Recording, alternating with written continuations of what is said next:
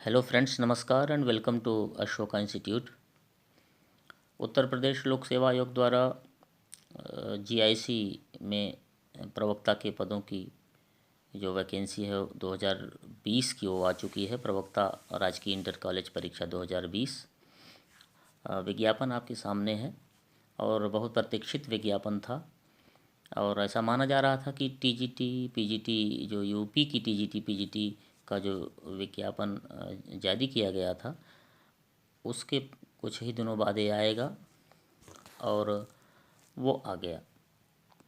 तो इस तरह से आप सभी की प्रतीक्षा पूरी होती हुई दिख रही है। और जहाँ तक सबसे महत्वपूर्ण बात है पदों की संख्या की। पदों की संख्या की बात की जाए तो बहुत अच्छी खबर है। कुल इस विज्ञापन में जो लिखा गया है आप ये देखेंगे तो 991 पद यहाँ हैं। कुल पदों की संख्या है पुरुष के लिए, और महिलाओं और पुरुषों को यदि हम आप कुल मिला देंगे कि लगभग 1500 पद हैं। कुल 1473 पद हैं। तो यह पदों की संख्या के लिहाज से यदि आप लोक सेवा आयोग की जो वैकेंसीज पहले आती रही हैं पीजीटी की प्रवक्ता की, यदि उसमें उन्हें आप देखेंगे तो उसके लिहाज से उसकी तुलना में काफ़ी बड़ी वैकेंसी है। अर्थशास्त्र की यदि बात की जाए, क्योंकि हम लोगों का संबंध अर्थशास्त्र से है, 56 पद हैं। ये भी अन्य वर्षों में जो वैकेंसीज आती रही हैं उनमें पदों की संख्या के लिहाज से बड़ी वैकेंसी है। पहले 16 पद, 20 पद, 25 पद इस तरह से आते थे। तो इस तरह से पदों की संख्या काफ़ी अच्छी है। यानी लोग, बहुत सारे लोग जो ट्राई करना चाहते थे कि यदि वैकेंसी आती है तो हम इसमें एक कैंडिडेट होंगे, तो आप एक बड़ी सतर्कता से इसको आगे अपने अपने सपनों को साकार करें और सतर्क रहते हुए करें। बहुत ही बेहतरीन चांस है। वेतनमान 9300 से 34,800 है, जिसमें ग्रेड पे 4800 है। ये ग्रेड पे यदि आप यूपी पीसीएस की जो प्रोमिनेंट पोस्ट्स हैं उनको छोड़ दें, 5600 ग्रेड पे वाली पदों को, तो आप देखेंगे तो बहुत सारे पदों को पीसीएस में जो रखा गया है वो 4800 पे ग्रेड के हैं। तो इस तरह से पीसीएस से किसी भी मामले में यह वैकेंसी कम नहीं होगी यदि वेतनमान के लिहाज से देखा जाए तो। अधिमानी अर्हता और अर्हता की बात करेंगे तो अर्हता आप स्नातकोत्तर है, यानी आप संबंधित विषय में, जिस विषय में आप प्रवक्ता बनना चाहते हैं उसमें आप पीजी हों केवल, तो आप इसमें अप्लाई कर सकते हैं। बीएड की बाध्यता नहीं है। हालांकि बीएड अधिमानी यानी उस प्रेफरेंस आपको मिलेगा यदि आपने बीएड किया हुआ है। आयु सीमा 21 से 40 वर्ष है। अन्य लोक सेवा आयोग की परीक्षाओं में भी यही होता है। अब जो सबसे महत्वपूर्ण विषय है वो है परीक्षा पैटर्न में बदलाव हुआ है। ज़बरदस्त बदलाव हुआ है। क्या बदलाव है? अब परीक्षा 2 खंडों में होगी, प्री और मेंस। इसके पहले केवल प्री पेपर होता था। बहुविकल्पीय प्रश्न होते थे और उनको पास करने के बाद इंटरव्यू देना होता था। इस बार इंटरव्यू समाप्त हो गया है। प्री परीक्षा होगी और मेंस परीक्षा होगी। अब चूँकि मेंस होगी इसलिए यदि आपका कॉन्सेप्ट क्लियर है तभी आप मेंस लिख पाएंगे। दूसरी महत्वपूर्ण बात यह है कि माइनस मार्किंग है। यानी फिर वही बात, यदि आपके कॉन्सेप्ट क्लियर हैं, आपने थॉरोली पढ़ा हुआ है, तभी आप माइनस मार्किंग को संभाल पाएंगे, नहीं तो तुक्केबाजी में दिक्कत होगी। तो विशेषज्ञ से पढ़ना पड़ेगा, थॉरली पढ़ना पड़ेगा और कॉन्सेप्चुअल क्लैरिटी के साथ पढ़ना पड़ेगा। तो परीक्षा पैटर्न में बदलाव के लिए आपको ये चीज़ें करनी पड़ेंगी और तभी आपकी तैयारी पूर्ण हो पाएगी। प्री में कुल 13 गुना अभ्यर्थियों को पास करवाया जाएगा, यानी मेंस के लिए बुलाया जाएगा। और यदि इकोनॉमिक्स में कुल 56 पद हैं पुरुषों में, तो 13 गुना यानी 700 के आसपास अभ्यर्थियों को क्वालिफाई करवाया जाएगा मेंस के लिए। तो सबसे पहला आपका लक्ष्य अभी होना चाहिए कि आप उन 700 लोगों में से हों। इसके लिए आपको सिलेबस देखना पड़ेगा। सिलेबस पूरा दिया हुआ है, इन्होंने यहाँ क्लियर कर दिया है कि इस बार न केवल आपको वैकल्पिक विषय यानी अपने विषय में महारत हासिल करनी होगी, कॉन्सेप्ट क्लियर रखना पड़ेगा, बल्कि सामान्य अध्ययन को भी इन्होंने खूब महत्व दिया है। 40 प्रश्न यानी 120 में से 40 प्रश्न, इसका मतलब है 1/3 1/3 भाग किसका होगा? जीएस का होगा। ये बहुत बड़ा भाग है। इसके पहले 150 प्रश्न होते थे और 150 में से 30 मात्र जीएस के होते थे। यहाँ 120 प्रश्न हैं और 40 प्रश्न यानी 1/3 और 2/3 यानी 80 प्रश्न होंगे वैकल्पिक विषय के। तो इस बार बिल्कुल भी जीएस की अनदेखी नहीं की जा सकती।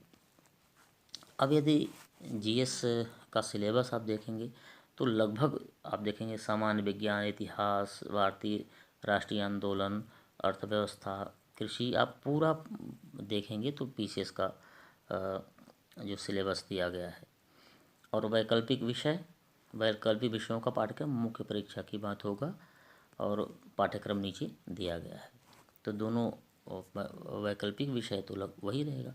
और आप देखेंगे कि वैकल्पिक विषय जिसमें आप अर्थशास्त्र यदि आप देखें तो आप जो अर्थशास्त्र पढ़ते आए हैं लगभग वही हर जगह वो सिलेबस होता है। थोड़ा बहुत चीज़ें कम ज़्यादा होती हैं, तो वही आप नेट के लिए भी पढ़ते हैं, वही टीजीटी पीजीटी यूपी के लिए पढ़ते हैं, वही यहाँ भी पढ़ेंगे। यदि आप वैकल्पिक विषय पीसीएस के लिए पढ़ते हैं तो उससे कुछ चीज़ें यहाँ नहीं दी गई हैं, कुछ चीज़ें हटा ली गई हैं, बाकी संपूर्ण अर्थशास्त्र वही है। यदि आप इसके पहले भाग को यानी सामान्य अध्ययन के भाग को जो 40 नंबर का है यदि उसको देखें तो इसके लिए मेरी सलाह होगी कि आप यूपी पीसीएस के प्रीवियस ईयर क्वेश्चन पेपर्स को उठाइए और उसको हल कर डालिए। अन्य स्टेट्स के जो पीसीएस के प्रश्न पत्र हैं उनको भी हल कर डालिए, आपका काम हो जाएगा। इसके पश्चात आप लूसेंट हल कर सकते हैं, इन दोनों को मिला के आपका काम पूरा हो जाएगा। तो जीएस खंड आपका हो जाएगा और इसमें मैं आपकी मदद लगातार करूंगा अशोका इंस्टीट्यूट के माध्यम से। लगातार जो क्वेश्चंस आंसर के रूप में मैं आपको सॉल्यूशन क्वेश्चन दूंगा, उसका आंसर जो है सॉल्यूशन उसका देता रहूँगा, उसको आप सॉल्व करते जाएंगे और लगातार उसको दोहराते जाएंगे तो आपका काम श्योर हो जाएगा। 40 क्वेश्चंस उसी में हो जाएंगे, आपका काम चल जाएगा। इसमें बहुत अधिक पुस्तकें पढ़ने की आवश्यकता नहीं है। जहाँ तक अर्थशास्त्र की बात है, इकोनॉमिक्स की बात है, तो इसमें बुक लिस्ट इसके पहले हमने कुछ वीडियोज़ यूपी टीजीटी पीजीटी के लिए जो बनाई थी उसमें हमने दिया हुआ था, उसको आप देख सकते हैं। बहुत सारी बुक्स हैं, लेकिन मुख्य रूप से यदि आप 3-4 बुक्स आप देख लें तो यह पूरा का पूरा आपका ये जो सिलेबस है ये कवर कर लेगा। जैसे माइक्रो इकोनॉमिक्स वेस्ट अर्थशास्त्र के लिए हिंदी में आप प्रोफेसर एस एन लाल की पुस्तक ले सकते हैं, पूरा मिल जाएगा। समष्टि अर्थशास्त्र माइक्रो की आप एस एन लाल की लें। वैसे देखिए आपके पास जो पुस्तक हो उसी से पढ़िए, पुस्तकें सब ठीक हैं, लेकिन यदि आपने न ली हो और ले सकते हो तो एस एन लाल की वेस्ट अर्थशास्त्र और समष्टि अर्थशास्त्र एस एन लाल की लिए हो तो ठीक है, नहीं तो एच एल आहूजा की बढ़िया पुस्तक है, उसको आप ले सकते हैं। वेस्ट अर्थशास्त्र भी आहूजा की है लेकिन काफ़ी मोटी है, आप एस एन लाल की ले लीजिए तो ज़्यादा अच्छा रहेगा। समष्टि एच एल आहूजा की ले लीजिए। भारतीय अर्थव्यवस्था के लिए आप सर्वेक्षण एवं विश्लेषण जो प्रोफेसर एस एन लाल की है उसका कोई जोड़ है नहीं, आप उसी को ले लीजिए, काम हो जाएगा। स्टैटिस्टिक्स के लिए आप जो कुछ खंड इसमें दिए गए हैं आप देखेंगे तो उन खंडों को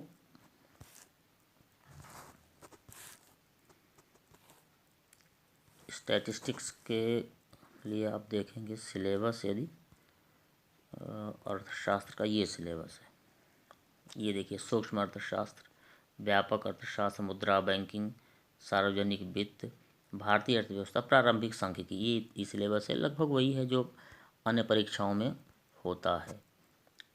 तो सांख्यिकी के लिए आप कोई भी पुस्तक ले लीजिए, कुछ टॉपिक्स दिए गए हैं उसको आप वो सारे मिल जाएंगे। शुक्ला सहाय की भी आप ले सकते हैं। तो इस तरह से लोक सेवा आयोग परीक्षा करवा रहा है। प्रश्नों की प्रवृत्ति पीसीएस जैसी होगी, उससे लेवल मान लीजिए थोड़ा सा कम हो सकता है। तो आपकी जो तैयारी होगी वो पीसीएस के इर्द गिर्द की तैयारी होगी। क्योंकि ऑप्शनल पेपर पीसीएस में इस समय नहीं है, तो आपको क्या करना है कि 2010 के पूर्व ऑप्शनल होते थे, पेपर होता था। तो जो पीसीएस, यूपी पीसीएस के 2010 के पूर्व जो ऑप्शनल इकोनॉमिक्स का पेपर होता था, आप उसको सारे पेपर से पढ़ डालिए। प्रीवियस क्वेश्चन पेपर आपको मिल जाएंगे, घटना चक्र में भी मिल जाएंगे, अरिहंत के मिल सकते हैं। अभी हाल में यूपी टीजीटी पीजीटी जब आई थी, उसी समय यूथ कंपटीशन, यदि आप इलाहाबाद के आसपास के हैं तो यूथ कंपटीशन ने बहुत बढ़िया पुस्तक निकाली है, जिसमें कई स्टेट के टीजीटी पीजीटी के, नेट के और पीसीएस के प्रश्न पत्र दिए गए हैं। वो आपको बहुत अच्छा सिद्ध हो सकती है पढ़ने में और आपके सिलेबस को पूरा करने में। तो आप उसको भी ले सकते हैं। तो इस तरह से आप ये लीजिए, और ये सारी पुस्तकें जो आप ले सकते हैं उसको पढ़िए। कम से कम इतनी चीज़ें, बहुत अधिक पुस्तकें पढ़ने से लाभ के बजाय नुकसान हो सकता है। तो ये चीज़ें आप पढ़ डालिए। और इसके पश्चात आप अशोका इंस्टीट्यूट पर विश्वास कीजिए। मैं तो अब लगातार, अभी मैं इस वैकेंसी की प्रतीक्षा कर रहा था कि ये आ जाती है, तब मैं देखता हूँ कि दोनों की सिलेबस में क्या स्थिति है। तो अभी पता चला कि सिलेबस दोनों का सेम है। तो अब जो क्लासेस होंगी अशोका इंस्टीट्यूट की पीजीटी इकोनॉमिक्स की, वो लगातार चलेंगी, क्वेश्चन आंसर फॉर्म में होंगी। और मैं, क्योंकि ये इकोनॉमिक्स है, इसमें एक तो इकोनॉमिक्स विषय है, थोड़ा सा अन्य विषयों की अपेक्षा टेक्निकल सब्जेक्ट माना जाता है, कुछ कॉन्सेप्चुअल सब्जेक्ट माना जाता है, और दूसरे है कि आपको मेंस भी देना है। तो इसलिए जो मैं क्वेश्चन और आंसर जो करवाऊंगा वो बहुत अधिक क्वेश्चंस नहीं करवा के कम क्वेश्चन करवाऊंगा, लेकिन क्वेश्चंस की व्याख्या अच्छे तरीके से करूंगा, जिससे आपकी कॉन्सेप्ट क्लियर हो जाए। तो अधिक प्रश्न नहीं, 10 प्रश्नों के आसपास मैं प्रतिदिन करवाऊंगा, और उसका जो सॉल्यूशन देने का प्रयास करूंगा। लेकिन सॉल्यूशन जो होगा वो कॉन्सेप्चुअल क्लैरिटी को ध्यान में रखते हुए होगा, जिससे आप प्री तो पास करें ही, उसके साथ साथ आपका मेंस का भी जो पोर्शन है वो कवर होता चले। और प्री में भी आप ध्यान रखेंगे कि नेगेटिव मार्किंग है, तो नेगेटिव मार्किंग का शिकार आप न हो जाएं, इसलिए आपका कॉन्सेप्ट क्लियर करता मैं चलूँगा। तो अशोका इंस्टीट्यूट पर विश्वास करके इसको, यदि आपने अभी तक न देखा हो तो बिल्कुल देखिए, इसको सब्सक्राइब करिए, शेयर करिए अभी लोगों से, और ये फ्री चैनल रहेगा हमेशा, और इसका आप लगातार लाभ लेते रहेंगे। तो पीजीटी इकोनॉमिक्स के लिए और टीजीटी सोशल साइंस के लिए, यूपी टीजीटी सोशल साइंस के लिए, पीजीटी इकोनॉमिक्स के लिए, और इधर लोक सेवा आयोग पीजीटी इकोनॉमिक्स के लिए, इन दोनों के लिए अब अशोका इंस्टीट्यूट से आपको लगातार स्टडी मटेरियल प्रोवाइड किया जाएगा। सो फ्रेंड्स, बहुत बहुत शुभकामनाएं इस वैकेंसी के लिए, और बिल्कुल लग जाइए। मैं हर स्तर पर आपकी मदद के लिए तैयार हूँ। All the best. Thank you.